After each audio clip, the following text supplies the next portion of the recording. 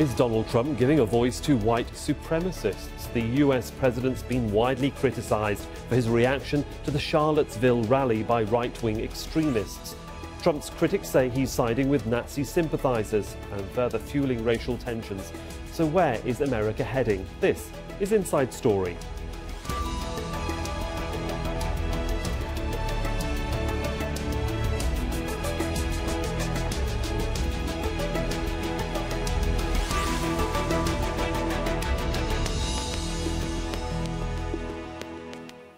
Welcome to Inside Story. I'm Sohail Rahman. Race relations in the US are causing yet more fury and soul-searching and raising more questions about Donald Trump and the president's apparent support for white supremacists and neo-Nazis. Critics are appalled at his reaction to the violent protests on Saturday in Charlottesville, Virginia. A protest by the Unite the Right movement turned ugly, and a woman was killed when a car ploughed into the crowd. Trump has blamed both sides for the violence, leaving many Americans, including his own Republican Party, speechless. What about the alt-left that came charging at the, as you say, the alt-right? Do they have any semblance of guilt? Let me ask you this. What about the fact they came charging with clubs in their hands, swinging clubs? Do they have any problem? I think they do. So, as far as I'm concerned, that was a horrible, horrible day. Wait a minute. I'm not finished. Fake news. That was a horrible day. Well, racists and white supremacists are making it clear they feel emboldened by who they see as an ally in the White House. For the mother of the anti-racism protester killed when a car rammed into the crowd, it's just the beginning of her daughter's legacy. I think the reason that what happened to Heather has struck a chord is because we know that what she did is achievable. We don't all have to die. We don't all have to sacrifice our lives. They tried to kill my child to shut her up. Well, guess what? You just magnified her.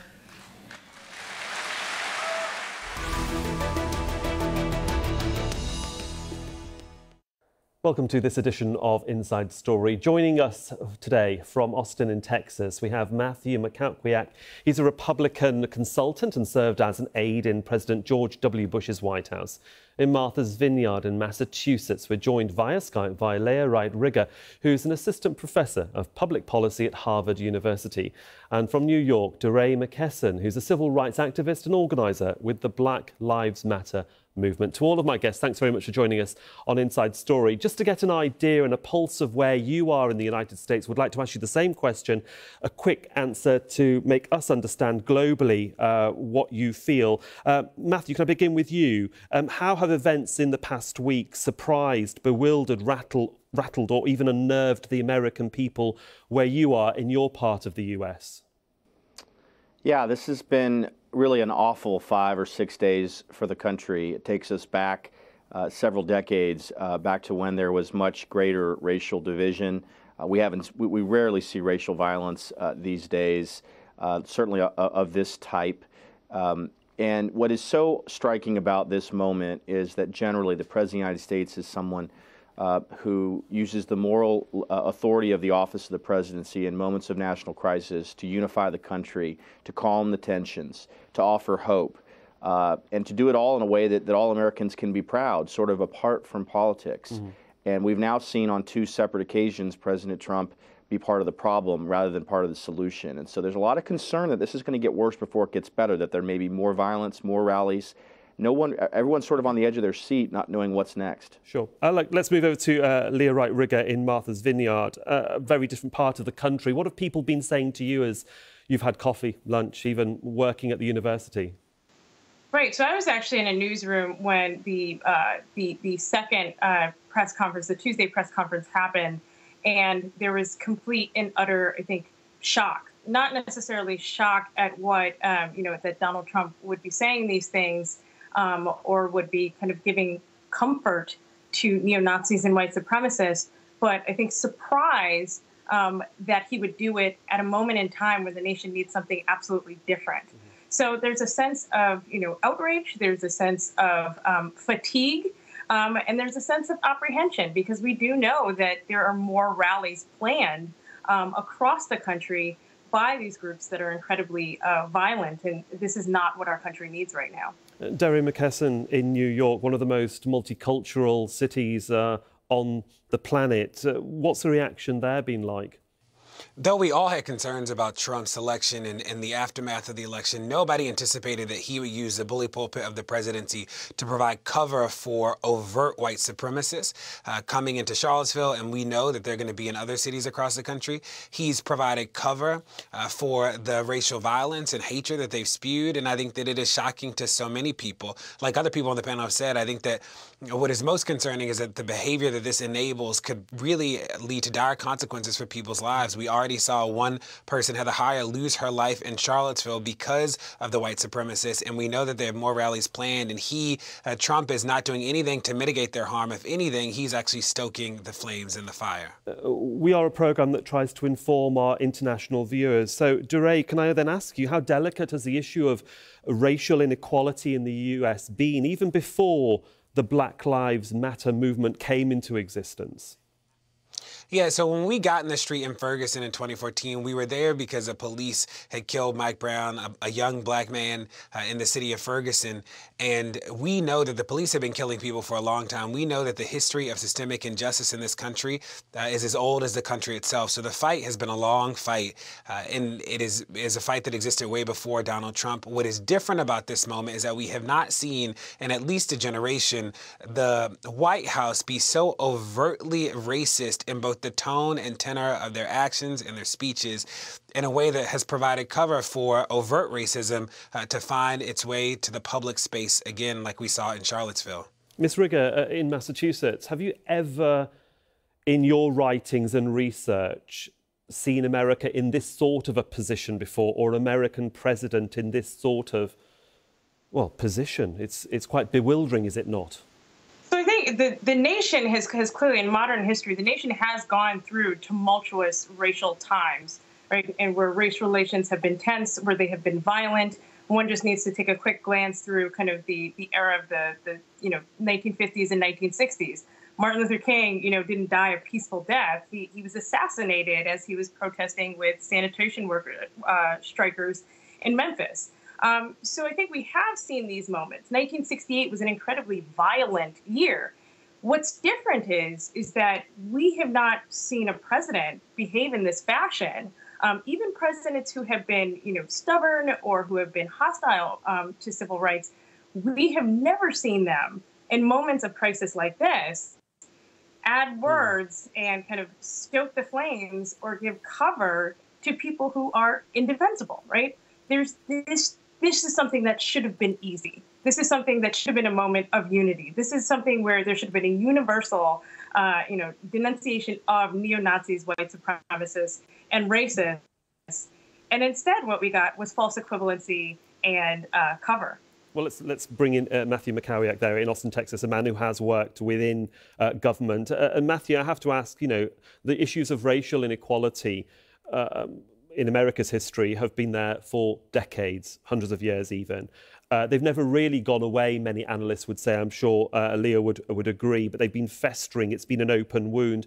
How difficult has it been then, you might say, for successive administrations to tackle an issue that some might say is the elephant in the room that hasn't been tackled for decades and needs to be tackled at the heart of the problem across the dozens of states that make up the US?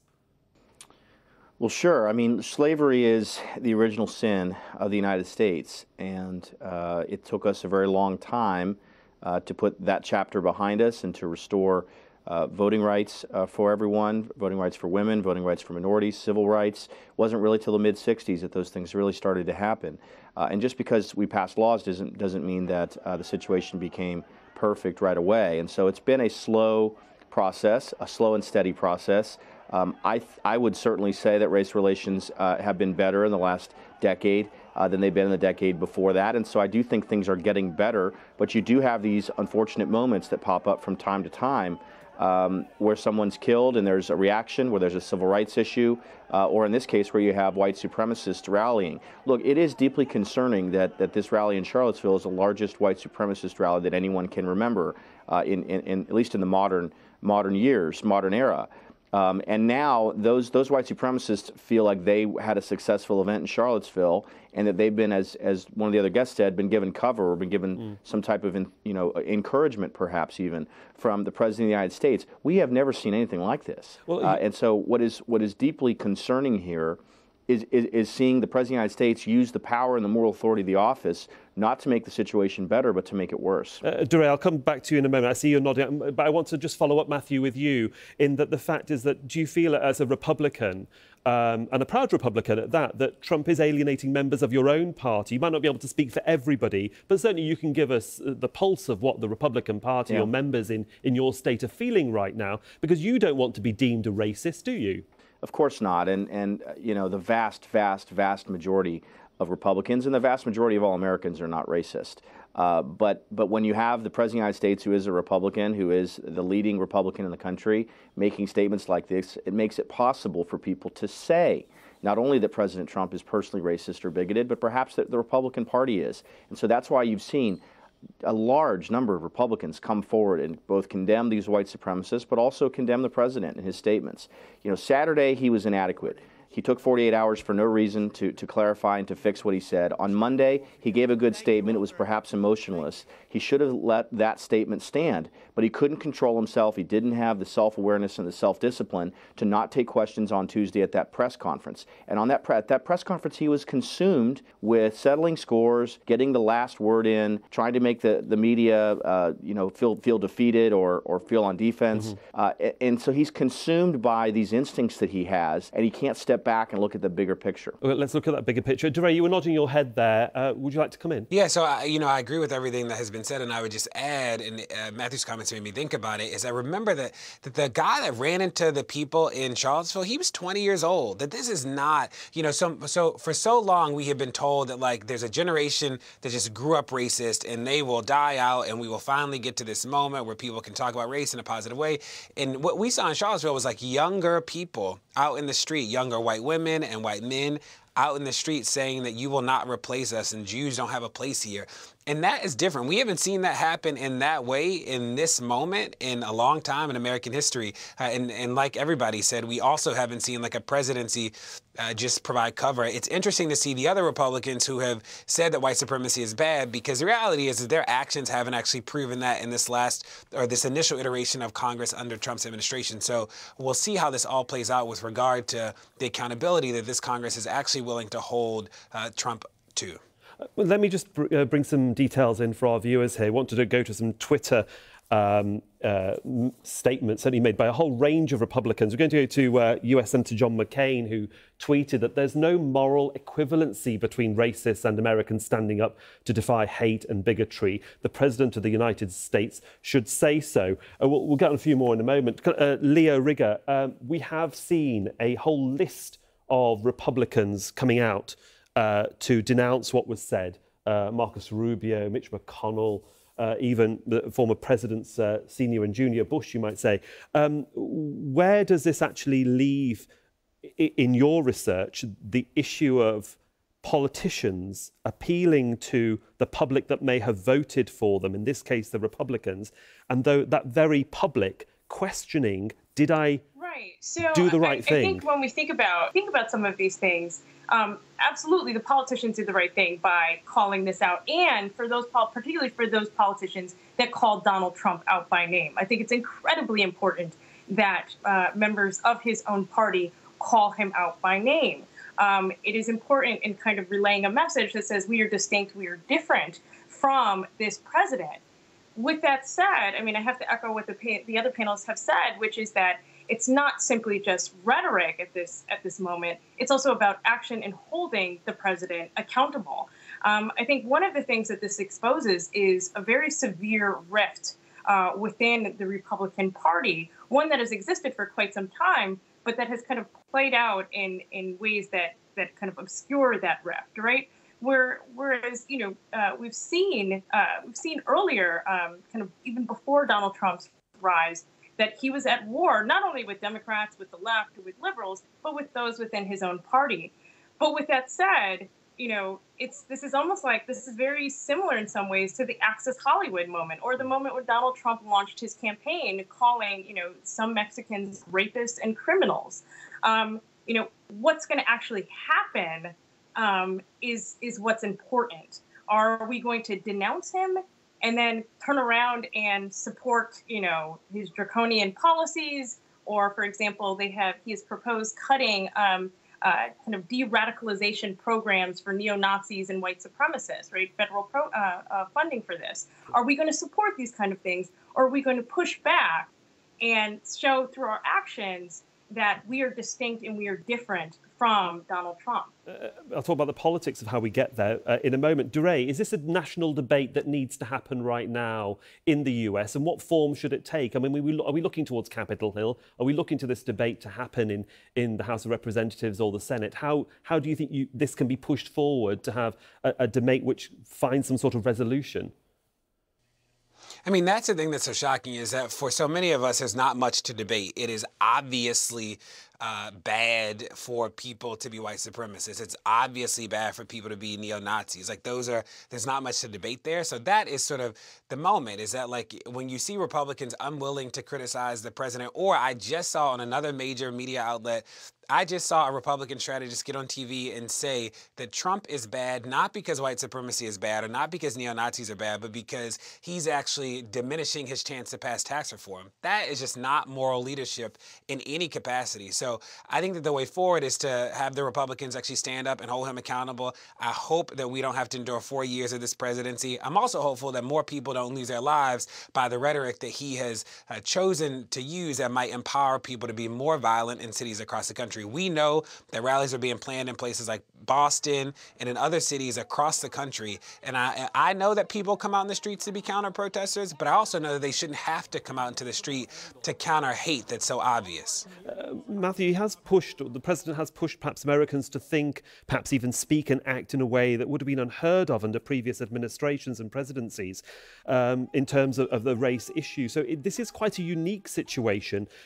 And I'm playing devil's advocate here, but is it an opportunity to actually have this debate out in the open without being accused of being racist in any way by any party and any group? I mean, this is the thing that's so difficult about this, is that there aren't two sides. There is no debate that's necessary. 99.99% of Americans believe white supremacists, neo-Nazis, and the KKK are evil, and that their views and values are antithetical to the founding of the United States of America, that all men are created equal. So I really don't even know how to answer that. But well, the thing is that if there are white supremacists. I just want to get in there, Matthew, yeah, very quickly, because the thing is that basically, if you say 99% of Americans aren't racist, but we still see incidents of racism at all levels of society within the US, and they are reported widely, not just in the American press, but the global press. You have a very open media in the US. But at the end of the day, if we speak to Deray over in New York, that he speaks to black communities, as does Leah in Marthas Vineyard, and they are coming out with examples of people that feel disenfranchised, that are abused. So when those sorts of incidents happen, it's very difficult to get the statistics out there to say, America is not racist. There is an endemic problem that needs to be addressed and needs to be debated. Well, sure. I mean, look, in a country of 300 million people, you're going to have all types of people. You're going to have a small number of people that may be white supremacists. I think what's different about this moment is white supremacists have existed. It's just we haven't necessarily been seeing them in public. We haven't been seeing them on television. We haven't been seeing them in the newspaper. And for whatever reason, as Senator Lindsey Graham of South Carolina said on Sunday, they believe they have a friend in the President of the United States. It is up to the President of the United States to convince them he is not their friend. So far, he hasn't done that. We know that based on what they've said Saturday after his inadequate comments on Saturday after the violence in Charlottesville, and then after Tuesday's press conference where David Duke, the former Grand Wizard of the KKK, specifically celebrated what President Trump said. So they are, as someone said before, taking comfort and perhaps even encouragement from what's happened. And so instead of just sort of existing way out on the fringe in a way that most people don't see, now they're operating kind of out in public, and they feel emboldened to do more of this. So that is really the thing that's scary, is that perhaps even that movement can now grow because they're getting more attention, and attention's what they want. Then very quickly, is it incumbent then on politicians on Capitol Hill and in Washington to actually stamp this out now through legislation?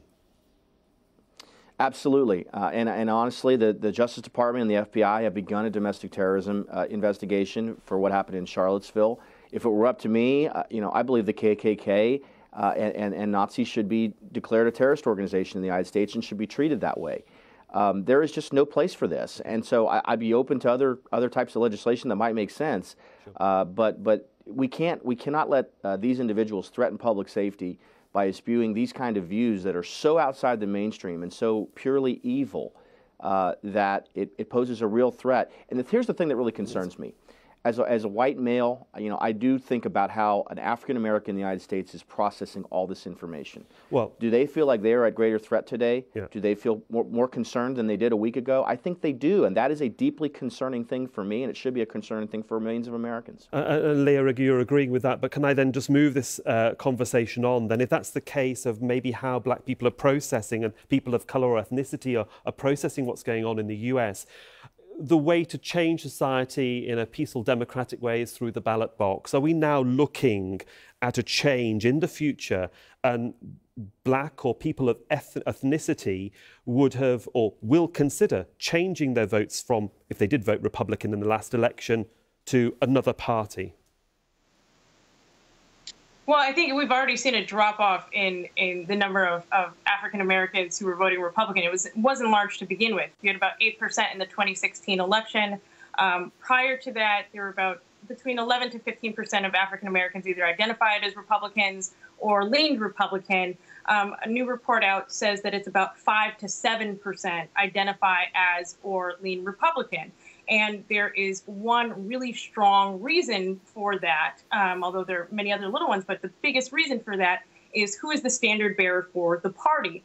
I think it's actually pretty noteworthy. We've seen a number of people of color who either have Republican or conservative leanings get on TV and very vocally criticize and berate the president for his behavior, not just in the last week, but over the course of his presidency, right, since he was inaugurated in January. There are no two ways around it. This is a president who has openly been hostile to civil rights, and I think this is something that absolutely does affect and impact the Republican Party and its relationship, its already tense relationship. Yeah. With people of colour and minorities. Well, we know that this isn't going away. We're coming near to the end of the programme. Deray, I just wanted to come to you in New York. We've seen in the last few days and hours some senior industry heads who've been part of, for example, the American Manufacturing Council and the Strategy and Policy Forum under President Trump withdraw their support, and President Trump has dissolved these committees because these individuals, these CEOs, employ a whole range of people from all ethnic backgrounds. They don't want to be tarred with the same brush. Does that give you heart, or does it disappoint you that people that are looking perhaps for jobs from all different classes might not have that avenue to the presidency, or it's a lost opportunity and an unfortunate one? No, I think it's important that the council disbanded. I think it's important that people stood away from him. But I am reminded that Donald Trump said all of these things essentially before he became president. It's not like a shocking surprise. We thought he was going to be as dangerous as he promised to be, and he turned out to be that way. What was disappointing was to see so many people do the let's give him a chance, let's give him a chance. And what more people realize now is that you just don't ever give hate a chance. You don't ever give that language, that rhetoric. You don't give it a position. You don't give it a platform.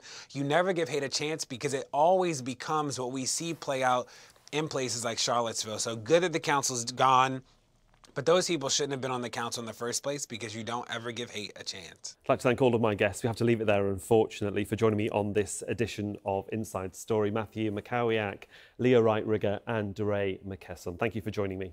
And of course, thank you for watching as well. You can see the programme again anytime by visiting our website at aljazeera.com. And for further discussion, go to our Facebook page. That's at facebook.com/AJ Inside Story. You can also join the conversation on Twitter. Our handle there is at AJ Inside Story. From me, Sohail, Rahman and the whole team, thanks very much for your time and your company.